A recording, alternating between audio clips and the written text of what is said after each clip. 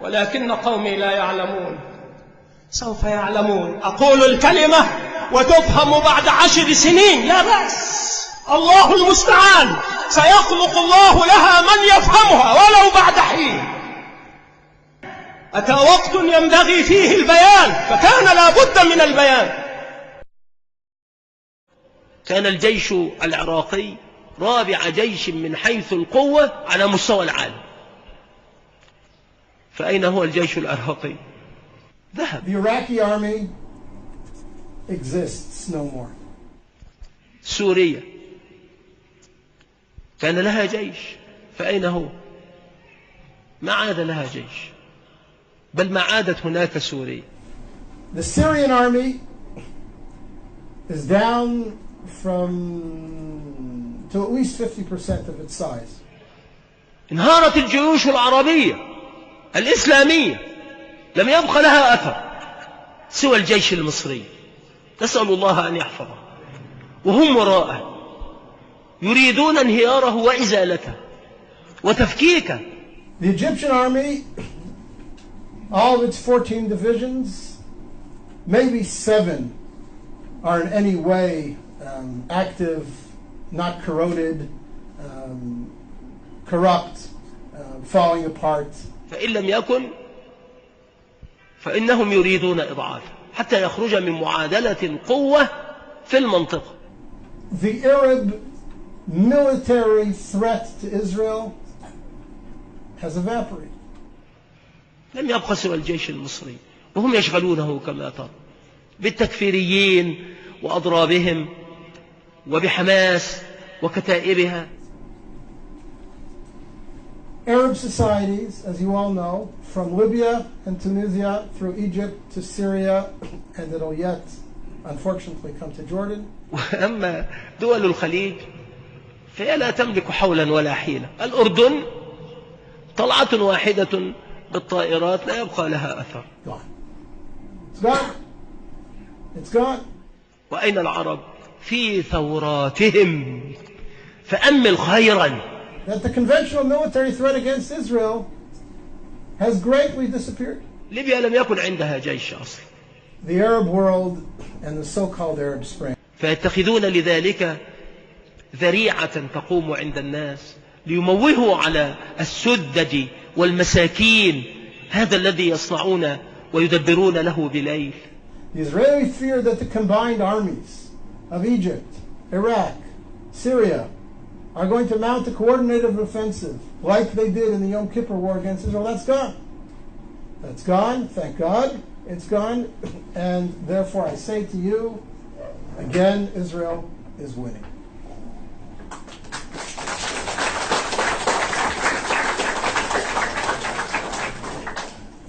ثورة 25 يناير الأمريكية.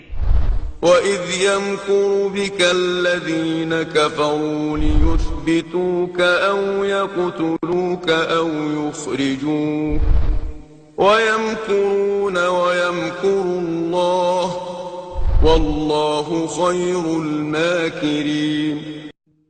لتجدن أشد الناس عداوة للذين آمنوا اليهود والذين أشركوا. The Iraqi army exists no more. The Syrian army is down from to at least 50% of its size of 2 years ago. The Egyptian army, all of its 14 divisions, maybe 7 are in any way active, not corroded, corrupt, falling apart. The Arab military threat to Israel has evaporated. Arab societies, as you all know, from Libya and Tunisia through Egypt to Syria, and it'll yet, unfortunately, come to Jordan, are so convulsed with internal conflict that for the next 2 to 3 to 4 decades they are going to be racked by such internal tensions and such internal economic disparities and needs that their ability to mount a coordinated offensive against Israel in the conventional military sense is simply gone. It's gone. It's gone. So before we start discussing all the threats and the emerging threats and the dangers that are posed to Israel from the crumbling of the old Arab architecture around Israel, first let's recognize that the conventional military threat against Israel has greatly disappeared.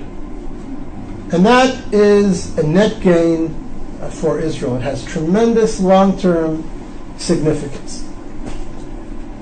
Now, we all know that there are new threats emerging. What was the authoritarian control over countries like Egypt, where the security services had penetrated every element in society. You couldn't burp, you couldn't breathe, you couldn't blow your nose without somebody in the security services knowing about it. That's all gone.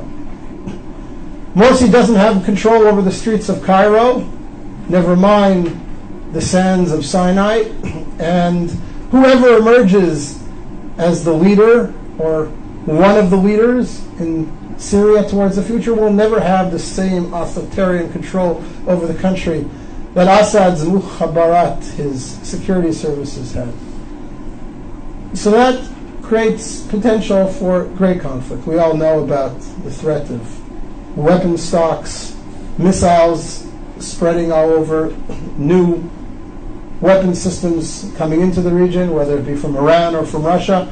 All these pose security threats to Israel that Israel will have to deal with in the coming years and perhaps decades. But the conventional military threat, the Israeli fear that the combined armies of Egypt, Iraq, Syria are going to mount a coordinated offensive like they did in the Yom Kippur War against Israel, that's gone. That's gone, thank God, it's gone. And therefore I say to you, again, Israel is winning.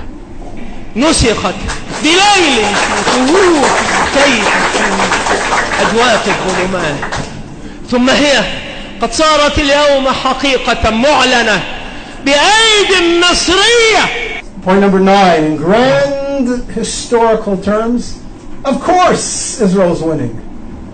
Look at the society that's been created in Israel. Look at the creativity of the Israeli community. Look at the vibrancy of life in Israel. I look at my kids. I have a son-in-law who's a software engineer in Israeli military intelligence. I have a daughter doing her PhD in genetics at the Hebrew University.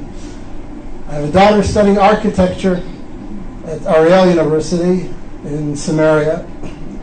I have a son completing his bachelor's degree in computer science in high school, and he will graduate high school with his degree in computer sciences, and he has studied intensively 17 tractates of the Talmud, and he knows his Bible inside out and backwards.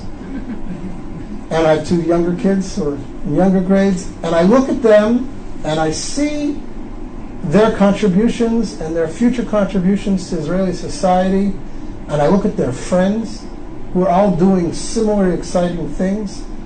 And one of my daughters is a little bit of an artist as well.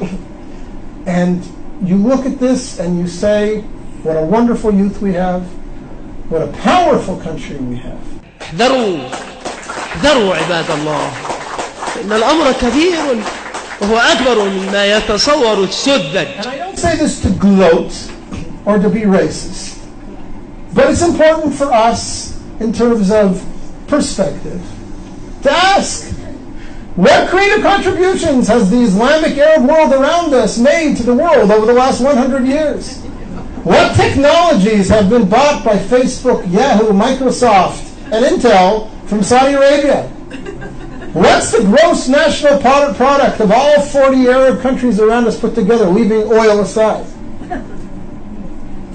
And again, not because I mean to be denigrating or dismissive of the Arab world, and not because I want to gloat, but because I want to reinforce in our own minds powerful we are, how vibrant a society, how creative a society Israel has become, how proud we ought to be, how right we are to be able to continue to claim that Israel is an honorable member of the world community and making contributions to that world.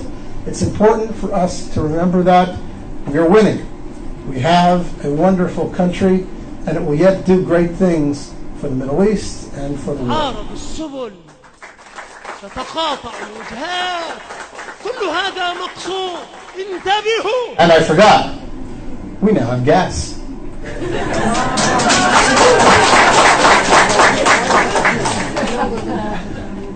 Milk and honey, we're still looking for the honey.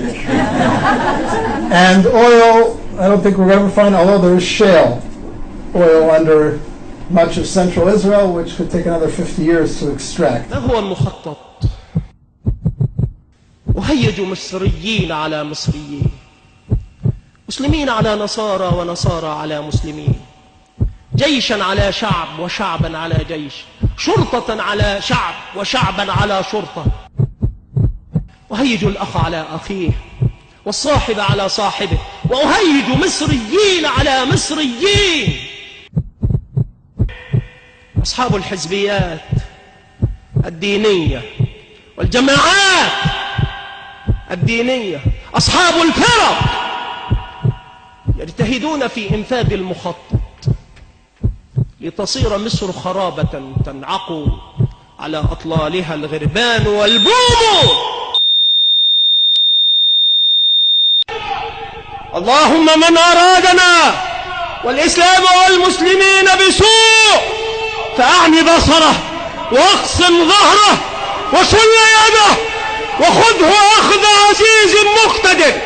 اللهم من أرادنا والإسلام والمسلمين بسوء فأعني بصره واقسم ظهره، فأعني بصره واقسم ظهره وشل يده وشل يده وشل يده، وأرنا فيه آية وأذل الدائرة عليه. وصلى الله وسلم على نبينا محمد وعلى آله وأصحابه.